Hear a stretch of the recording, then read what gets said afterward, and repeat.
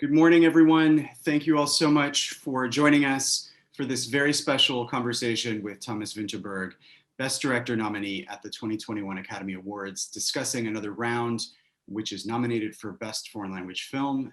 And Thomas, thank you so much for joining us so close to the Oscars. It's such a great joy to have you here. Thanks, Alex. Thanks. I'm glad to be here. I was reading in the press notes that you had already been kind of working on this idea before you came across the Norwegian study about alcohol in the bloodstream. And I'm curious to know a little bit, if that wasn't necessarily the inspiration, where it did come from. Well, Tobias Lindholm, the co-writer, and myself looked at world history, basically, and saw how many fantastic and great accomplishments that have been done by people who are drunk, basically. And we looked into the world of arts and literature, and we found even more.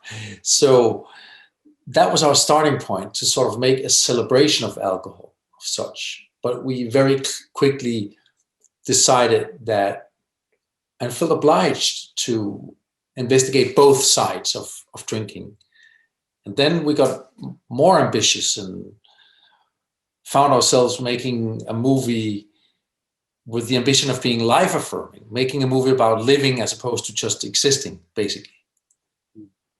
So things developed over the years, but the story as such appeared to us, the idea of making this an experiment appeared to us at about the same time as we ran into the idea from Finn Schoenaerts from Norway, this theory of sorts. I'm curious to know about the decision to make it a quartet of friends, because that adds so much to the sort of the moments of joy in the film, but then also magnifies, I think, the tragedy when one of them dies. Can you talk about deciding to make this an ensemble piece instead of focusing necessarily on one specific character? Right. Tobias Lindholm and myself wrote The Hunt together back in the days. And the scenes that we enjoyed the most, if anyone have seen the movie, I don't know, but what is are the scenes around dinner tables amongst the friends, where they're drunk together, basically, and where they're having a fantastic time. We just so enjoyed writing it. We so enjoyed being in that moment with them and shooting and editing it. And it's as if I've been enjoying making scenes around tables throughout my career. And probably because I grew up in a commune, in a big hippie commune, where the dinner table was the center stage. And then we needed a couple of people to put around the table, I guess. And also we found the theme of togetherness attractive to us, loneliness as opposed to togetherness and stuff like that. Tell us a little bit about making them high school teachers, because obviously that adds a lot of sort of suspense, I guess, to whether or not they'll get caught, but it also does offer that sort of ability for them to break through from the monotony of teaching the same things year after year. Yeah, making them school teachers gave us, of course, a stage, a place where they could actually interact at work. To begin with, Mads Mikkelsen was before we made them school teachers, he was, I think it's called an airport controller or air controller, the guy in the tower taking in the flights. And he had a lack of decisiveness and nervousness to him. And then when he started to drink, he could just put those flights down really quick. And that was fun, but maybe also a bit too fun and too comedic. So making them teachers gave us a couple of things. It gave them a place to be and to interact. It gave a very important theme, which was the confrontation with the youth. Mm-hmm. Yeah. I guess those four guys are yearning for the weightlessness of being young. And they're confronted with that every day. And there's like a mirror, both in front of the youngsters and in front of themselves. which we found interesting. And then it opened the door into various paths of academia, world history, philosophy, psychology, music, arts, stuff like that. So we felt we could elevate it a little bit away from being a silly comedy by making it amongst academics, basically. And it gave you also, I guess, a platform to build the structure around the Norwegian philosopher as it sort of goes through the various stages of how inebriated they are. Oh yeah, it made sense that they were teachers and they made this a study, and they wanted to write a thesis about this. That made sense in an academic kind of way. I have to remind you that in real life, Finn Schoenaerts is very fond of the movie. He's actually introducing the movie in Norway, where he comes from and stuff. But it wouldn't add up to be a real theory. It was just something he said, basically, or wrote. In our world, it becomes a theory. A doctor and a psychiatrist, it takes more to call it a theory. Did you find that the structure of the film changed significantly once you started to work with the theory, as opposed to the story that you had been writing prior to it? We couldn't really find the story before it became an experiment. And when it became an experiment, things started to evolve very quickly. We knew that it would have to be different stages of intoxication. And when we then ran into his theory at the same time, we had a very perfect starting point for everything. We did, of course, struggle a little bit with those stages. I mean, the first stage is obvious. The 0.5 level seems very reasonable, but the next level seems less reasonable and more difficult to motivate. But I think we found our way. I'm curious because I know a lot of people in my world who are in their early 40s have certainly been drinking more during the pandemic because, I'm sure. what else are you going to do? And I'm curious if you've heard from people who respond to this film differently now than back before we were all confined to our homes. Yes, I mean, to begin with, I have to say that both Tobias and myself find that this movie is about more than just drinking. What I'm normally saying is that spirit means more than just alcohol. For us, this film is a reaction against this performance culture that we exist in, where we constantly are being leveled, measured, graded, evaluated. Even when we appear on social media many times a day, we'll know how many likes we get or don't get. And every time you or one of your colleagues write an article, you'll be told how many clicks you get and how long people stay per click and stuff like that. It's become a very controlled life in the Western civilization. And our movie was a reaction against that. It was a fight for the uncontrollable, for the inspired moment that you cannot plan for, such as falling in love or getting great ideas, which is stuff you cannot control. Now, then comes the pandemic and isolates people. And there's an element of death and bankruptcy and isolation all over the place, which sharpens this even more. So the need for something life-affirming, the need for stupid people running around the streets, celebrating their lives, even sharing bottles, and bursting into dance has apparently been raised. That's how it seems, because there's been so many people reacting so positively to the movie. It certainly seems like that is what might happen very soon once the lockdowns are lifted. So you mean that the increased level of intoxication will increase further when Well, there is talk of another Roaring Twenties, at least exactly. over here. I think people will, depending on how slow this transition will be, but there will be a reaction, and it comes right in the middle of spring, hopefully, fingers crossed. And hopefully people will run back into the cinemas as well. They have been actually, here in Los Angeles, they reopened a couple of major theaters that are doing very well. So, I mean, that's a very nice sign for the future of the theatrical side of film. Right. So I know that Mads had a background as a dancer, but what he delivers at the end of the film is extraordinary, and really that final scene is one of my favorite moments of 2020 cinema. I mean, it's just extraordinary. Can you talk about deciding, first of all, to writing that scene and what it means in terms of his joy in that moment, contrasted obviously with the grief that he's going through, and then how you worked in the dance element, because that obviously made it incredibly special. Right. Well, this scene has been connected with a lot of doubts and nervousness, not only with Mads or my co-writer, but also with myself.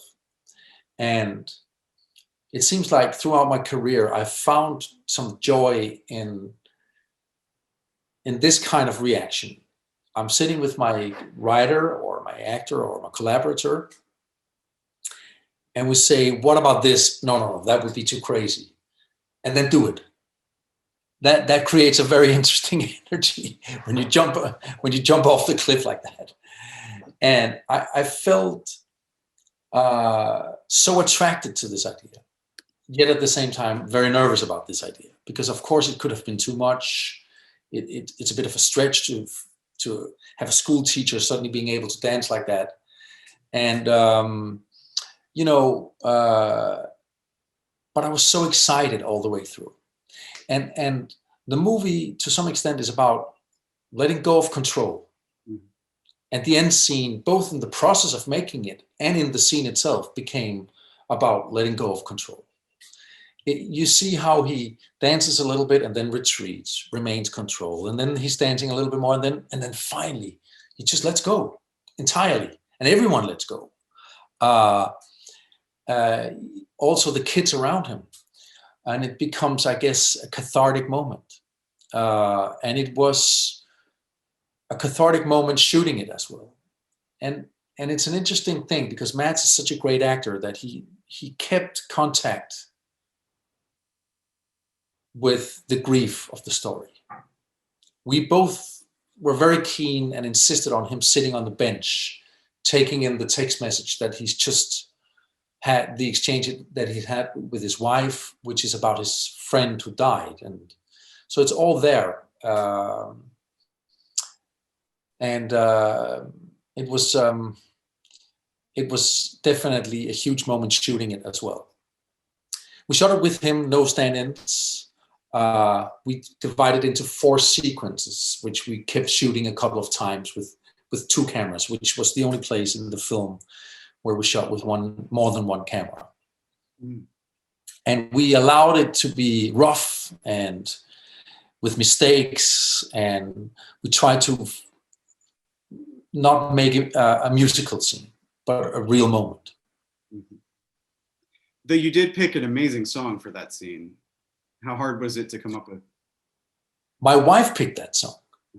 While I was chasing very expensive international rights all over the world, particularly in America, and actually getting very close to some of those rights until they heard what the movie was about. It's like a lot of musicians did not want to be related to a film about alcohol. She was, for a whole year, just pointing at this song and saying, "This is your movie," and I felt it wasn't upbeat enough, and I had a conversation with them, and then they changed and moderated a little bit, and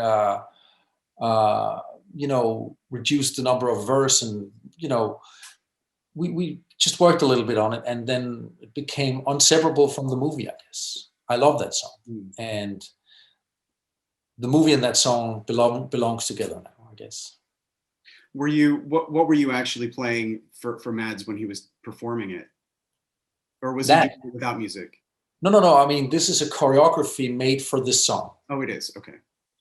Made by a young girl, which name I just forgot. But the choreography, you know, the dance moves has changed since Mads was a dancer.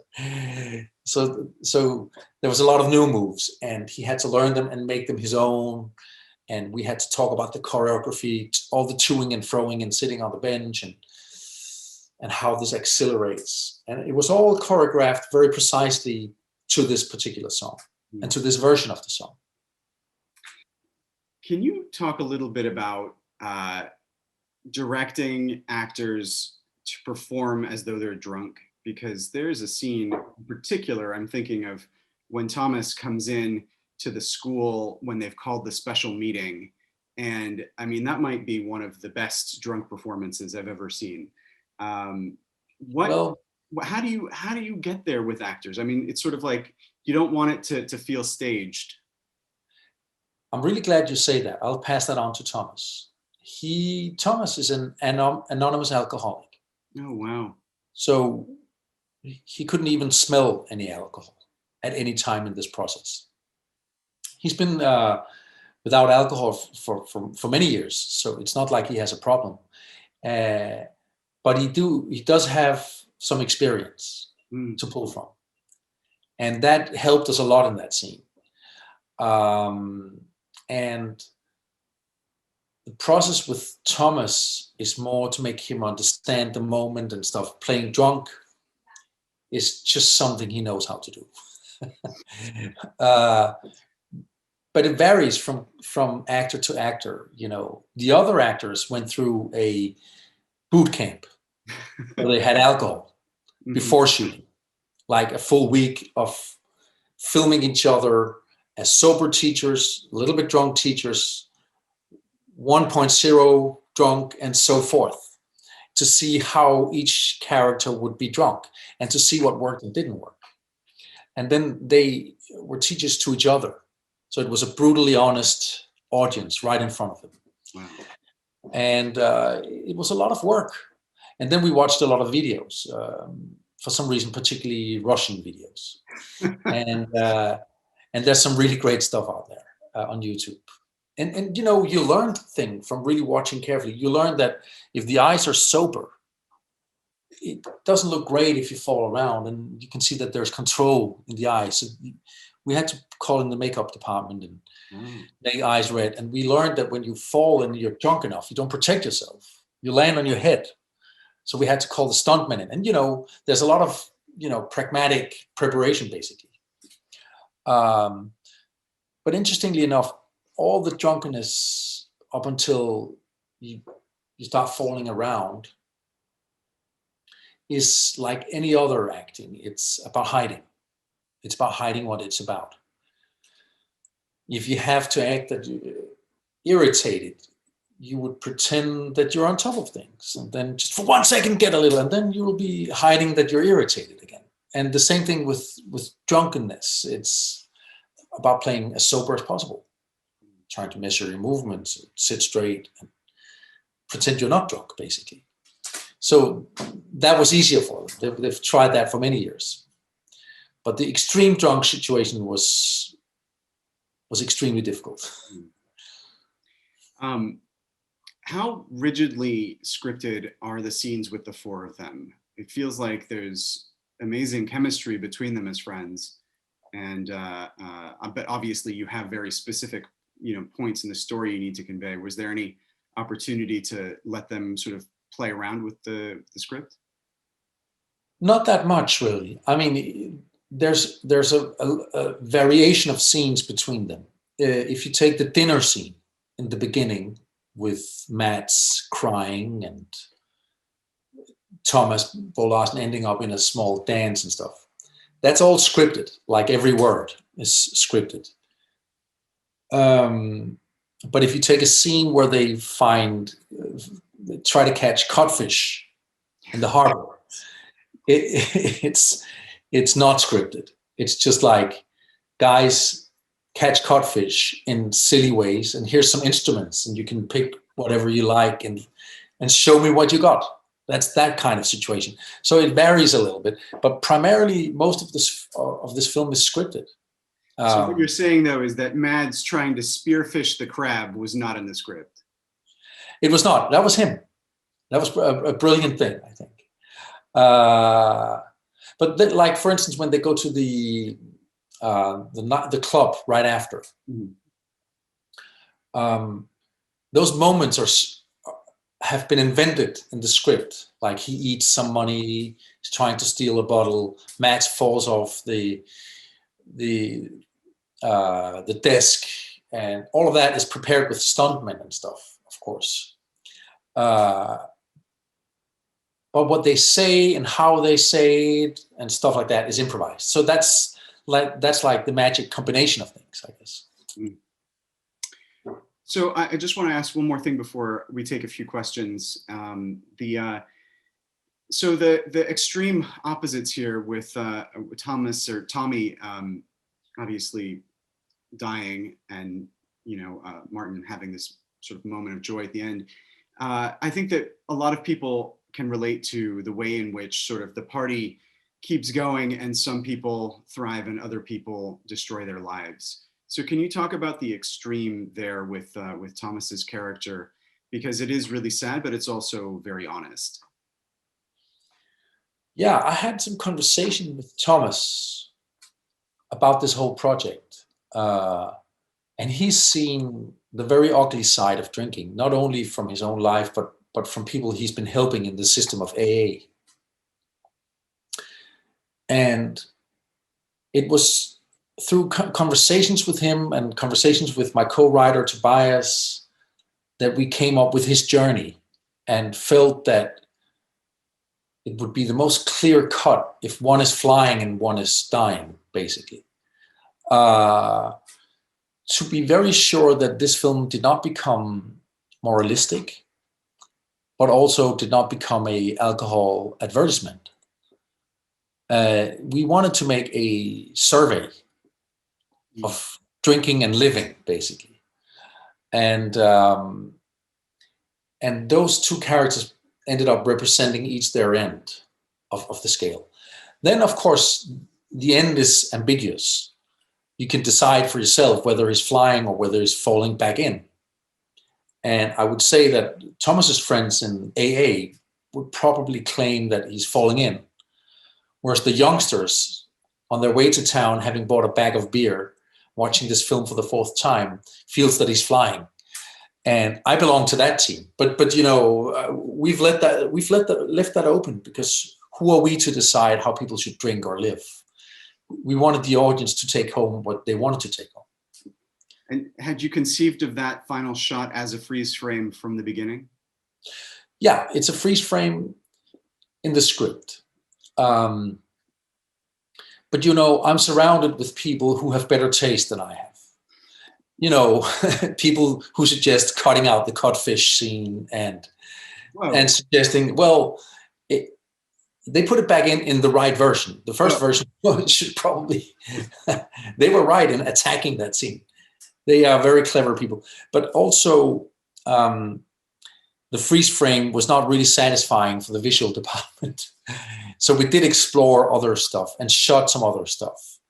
But the little nod to Truffaut and the 400 Blows and several other movies in this freeze frame was always what have worked best for us. Okay, so I'm going to take a few things from the audience, and then I know that we have to let you go.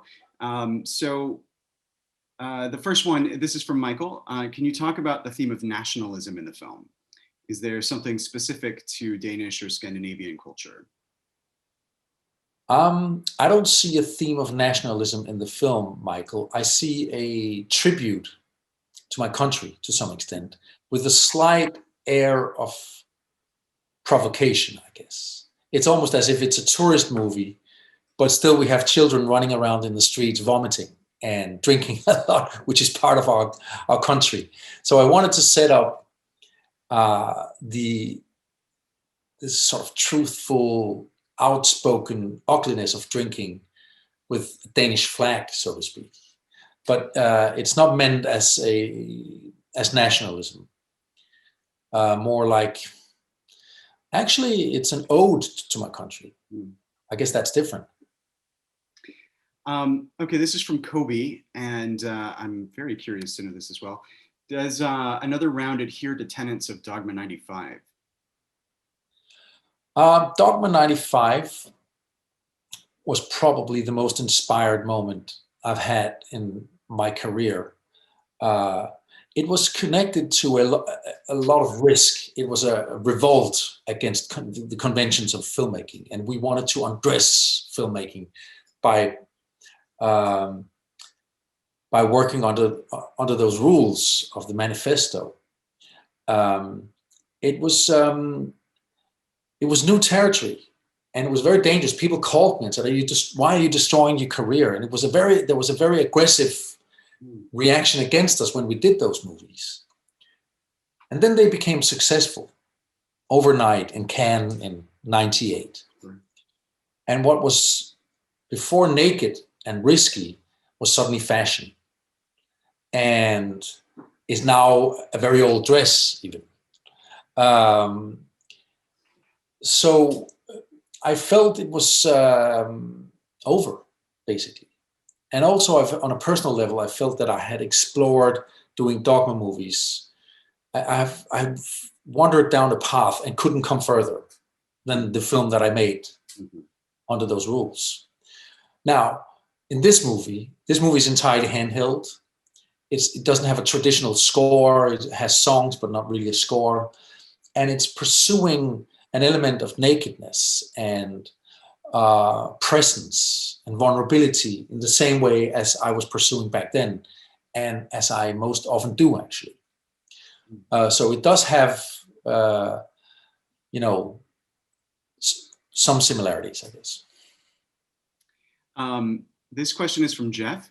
When did you decide to include the montage of drunken politicians, which I have to admit was one of the most perfect moments in this film, particularly Yeltsin and Clinton? That was I love that. It's so disarming the way Clinton is laughing. I was ecstatic when we got the rights for that. That was in the script as well. And it's an interesting scene to talk about because, of course, the intention was to make this more universal than just this little Danish bubble. It's pointing out that major decisions in world history have been made by people who are drunk. Churchill, who's sending 300,000 civilians into war in fisher boats, and he was probably not sober when he did that. But it was also an example of a scene there's only that scene of that kind. And then there's the dance scene, which is a different kind of movie. And then there's the codfish scene, which is a third kind of movie. And then there's the tender scene with Mads crying. And it's a mess of different genres. And we tried, Tobias and I, to control this and to curate this and to make a system in this. But every time we tried that, it became a castration of the project. It had to be this untamable cocktail, basically, of all sorts of different directions. The script had to be drunk, basically, from the beginning. And so it's been a very different experience making this movie. Okay, this is from Adam. How has the working relationship evolved with you and Mads since making The Hunt? Well, The Hunt was a great success, both working-wise and as a film after. And that gave us confidence. We hadn't worked together before. And what I realized when I met Mads was that we've grown up with the same heroes in the same soil and with the same understanding of what a movie can do. And we became friends. We traveled the world with our wives and celebrated this movie, and we became very close. So this element of mutual trust, alongside with an element of admiration, has been a perfect starting point for making another round. It's as if if you're finding yourself on a solid foundation, it gives you courage to let go. A foundation made of hard work, but also of mutual trust. So in this film, Matt's entirely devoted. He was nervous about dancing, but he danced. He was nervous about this, but he did it, and he gave the finest of himself, I think. Okay, so we need to let you go. So I'm going to ask one last one, which is about your decision to shoot primarily with one camera, and also your process of working with your DP in terms of moments when the characters may go in and out of focus. Okay, I'll try to be brief. Sturla Brandt Grøvlen, who shot this, is a genius, and he can sense actors and situations. And by giving him the camera in his hand, that actually translated into something you can see on the screen immediately. Yeah. And we decided to depict the awkwardness of being sober to begin with, as if you're dancing with someone and your foreheads hit each other and you're out of rhythm and sharp sounds appear and right as you begin a sentence and stuff like that. And then when they started to drink, things should smoothen up, become colorful and pleasant, as if it's a huge airplane taking off. That was the kind of conversations we had throughout making this movie. And it was a joyride working with him. Well, I know you have another interview to jump into. I just wanted to say that, and I know this may seem weird coming from someone you've never met before, but I was so excited to see your Best Director nomination. It was such an amazing recognition, and I think you've been an amazing filmmaker for a long time. So best wishes for the Academy Awards. Thank you so much for spending this time with us. Thank you, Alex. And I was very excited too. I fell off my chair when I saw that, literally. But thanks, Alex. That was very kind of you. I enjoyed this. Thank you, all 124 of you. Thank you very much. Take care. Take care. Bye.